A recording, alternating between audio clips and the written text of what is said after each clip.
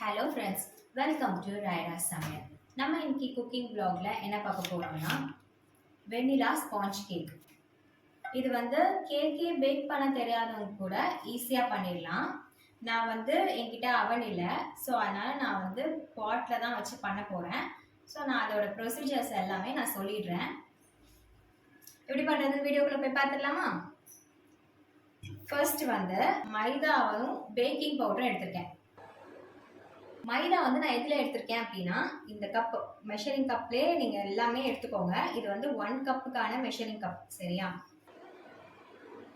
இது 1 table ஸ்பூனுக்கான measuring cup. இதில் நான் பேக்கிங் பவுடர் 1 டேபிள் ஸ்பூன் எடுத்திருக்கேன். ஸோ இங்கே பார்த்தீங்கன்னா நான் 1½ கப் மைதாவும் பேக்கிங் பவுடரும் நல்லா ஜலிச்சு எடுத்துக்கோங்க.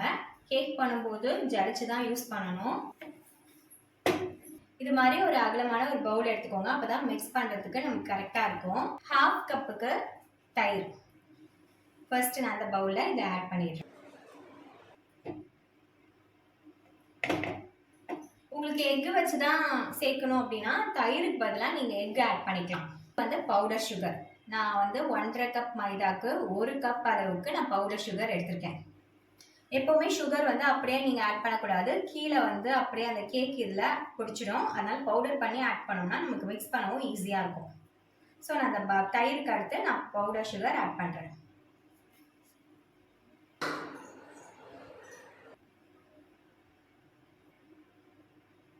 நான் next vanilla essence 1 tablespoon add பண்ணுறேன்.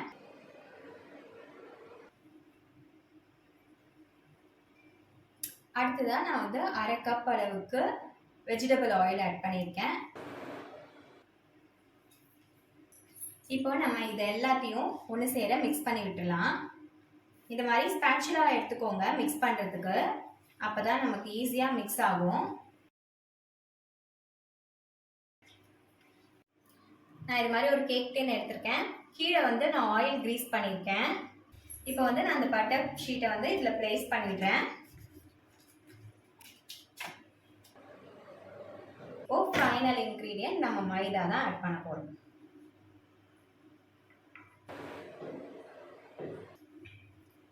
இப்போ ஒரு கிளான்ஸ் அப்படியே நம்ம இதை வச்சு மிக்ஸ் பண்ணி விட்டுலாம்.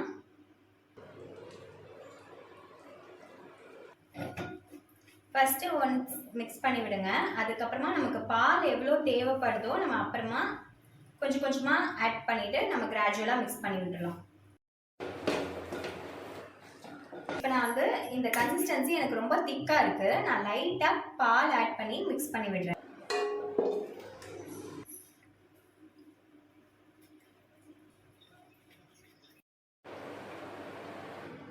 இப்போ நான் இந்த கேக் டின்ல இதில் ஆட் பண்றேன்.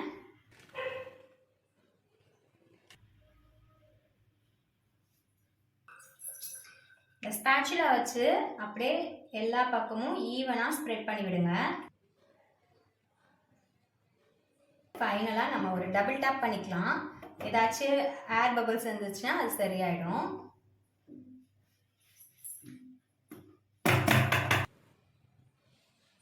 அடிகனமான பாத்திரத்தில் தான் நான் அந்த கேக் பேக் பண்ண போகிறேன். அவன் இல்லையேன்ட்டு ஃபீல் பண்ண வேண்டாம். இந்த மாதிரி பாட்டில் கூட நம்ம கேக் பண்ணிடலாம். இது நான் 5 மினிட்ஸ் நான் ப்ரீ ஹீட் பண்ணி வச்சுருக்கேன். உள்ள ஸ்டாண்டோடு வச்சுருக்கேன். இப்போ நான் இந்த டின்னை உள்ள பிளேஸ் பண்ணிட்டேன். இப்போ நான் லிட்டை க்ளோஸ் பண்ணிடுறேன். இது ஒரு 40 to 45 மினிட்ஸ் நம்ம அப்படியே சிம்ல வச்சு குக் பண்ணணும்.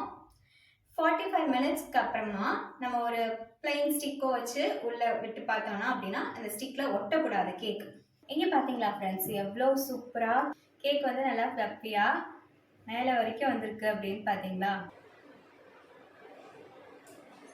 இப்போ நான் இந்த மாதிரி ஸ்டிக் எடுத்துட்டு உள்ளே விட்டு பார்த்தோம்னா இந்த கேக் இதில் ஒட்டக்கூடாது. ஸோ எனக்கு ஒட்டலை. ஸோ இதை நம்ம வெளியில் எடுத்து வச்சிடலாம்.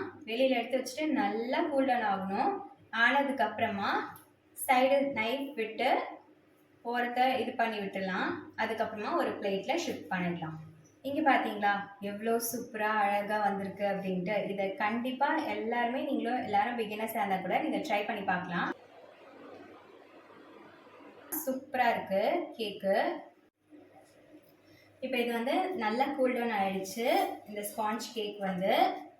இப்போ நம்ம நைஃப் வச்சு இந்த ஓரமெல்லாம் எடுத்து விடணும். நல்லா எடுக்க வந்தது அப்படின்னா கேக் நல்லா கூல் டவுன் ஆயிடுச்சுன்னு அர்த்தம். ஸோ எனக்கு எல்லாமே நல்லா எடுக்க வந்துருச்சு. நான் அதை அப்படியே உள்டாக்கா போட்டுறேன்.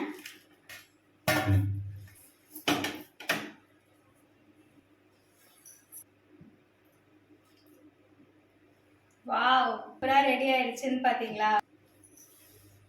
இப்போ இந்த பட்டர் ஷீட்டை வந்து நம்ம ரிமூவ் பண்ணிடலாம்.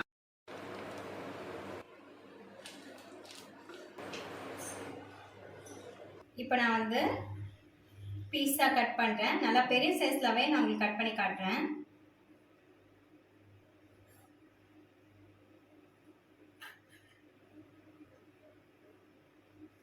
இங்கே பார்த்தீங்களா எவ்வளோ சூப்பராக ஸ்பான்ஜியாக இருக்குது அப்படின்ட்டு உங்களுக்கு தெரியுதா? நல்லா அமுக்கும் போது நல்லா ஸ்பான்ஜியாக இருக்குது. ஸோ இதுதான் இந்த கேக்கோட கன்சிஸ்டன்சி.